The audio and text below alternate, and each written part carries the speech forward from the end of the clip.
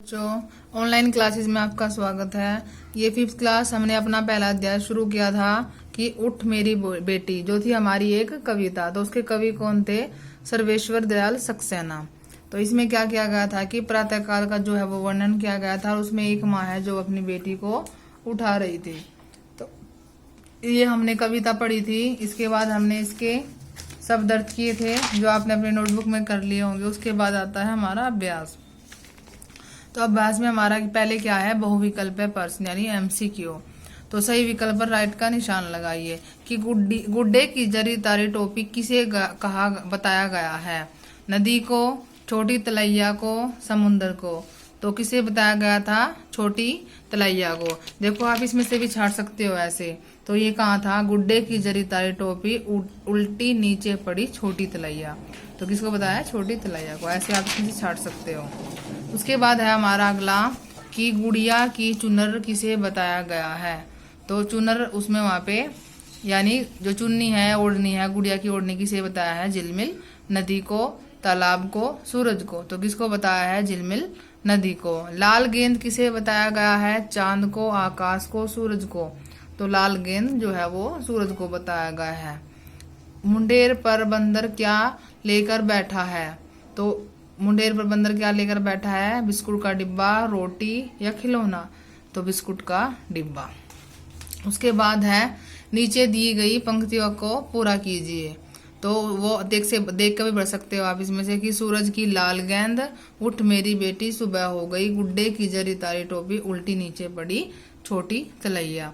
उसके बाद है हमारा सुमेल कीजिए। तो मिलान कीजिए। तो झुनझुने तो पेड़ के, लाल गेंद सूरज, फिरकी चांद। फिरकी किसे बताया? चांद को। झुनझुने किसको? पेड़ को। जो लाल गेंद है वो किसे बताया? सूरज को। गुड्डे गुड़िया टीले, गैस के गुब्बारे जो थे वो तारे थे। जरी तारी टोपी क्या थी? छोटी तलैया थी। चुनर क्या था? नदी थी। और जो बंदर था वो प्रातःकालीन सूरज को बताया गया है कि जो है वो सूरज आ गया है और मुंडेर पर बैठ गया है। उसके बाद है हमारे प्रश्न उत्तर। तो पहला हमारा क्या है कि सूरज को लुढ़कती गेंद क्यों कहा गया है? कि सूरज को लुढ़कती गेंद इसलिए कहा गया है क्योंकि वह पूर्व दिशा से धीरे धीरे आता दिखाई दे रहा है। जिस तरह गेंद लुढ़कती है ना, इस तरह धीरे धीरे, इसलिए उसको लाल गेंद कहा गया, लुढ़कती गेंद कहा गया है। गुड्डे गुड़िया को कैसे सुला दिया था? उनकी दशा कैसी है? तो गुड्डे गुड़िया को थपकिया देकर सुला दिया था। उनकी दशा टीले मुंह रंगे आंख मलते जैसी है। तो अगला है हमारा कि गुड़िया की क्या चीज उड़ी जा रही है? इसमें किसकी उपमा दी गई है? तो क्या थी? गुड़िया की चुनर जो है वो उड़ी जा रही है और इसमें झिलमिल नदी की उपमा। इसे किसकी उपमा दी गई है? चुनर को नदी की उपमा दी गई है। उपमा का मतलब है किसके समान बताया गया है? नदी के समान बताया गया है। अगला है हमारा कविता के अंत में कवि क्या कहकर बेटी को जगने के लिए कहता है? कविता के अंत में कवि कहता है कि उठ देख बेटी, बंदर जो है वो बिस्कुट का तेरा डिब्बा लिए जो है वो छत की मुंडेर पर बैठा है। उसके बाद है हमारा अगला है भाषा की बात। तो उसमें क्या है कि कविता की पंक्तियों का अन्वय कीजिए। तो अन्वय का क्या मतलब होता है कि गद्य रूप में लिखना जो है, कविता की पंक्तियों को गद्य रूप में जो लिखना है वो अन्वय कहलाता है। गद्य रूप मतलब पैराग्राफ। अब ये कविता के रूप में लिखा गया है, जब हम इसको गद्य रूप में ऐसे ही सीधा लिख देंगे पैराग्राफ में तो वो हमारा अन्वय कहलाता है। ठीक है, तो हमें इसको अन्वय रूप में लिखना है, यानी गद्य रूप में हमें इसको लिखना है। तो लिख लेना आप इसको।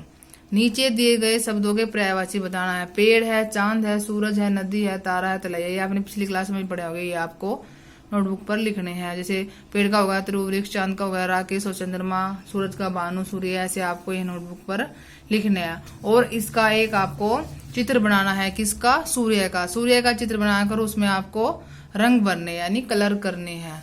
सुंदर सुंदर चित्र बनाना है सूर्य का और उसमें आपको रंग भरने हैं। ठीक है, अब हमारा आता है दूसरा अध्याय। इसके आपको इसमें से जितने आपको कठिन शब्द लगे वो आपको छाट कर और अपनी नोटबुक पर साफ साफ लिखने हैं। सिर्फ 2 पेज के ही लिख लेना।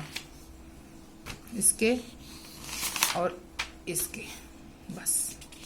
और शनिवार को जो है आपका पहला अध्याय का टेस्ट है, अच्छे से तैयार कर लेना। धन्यवाद।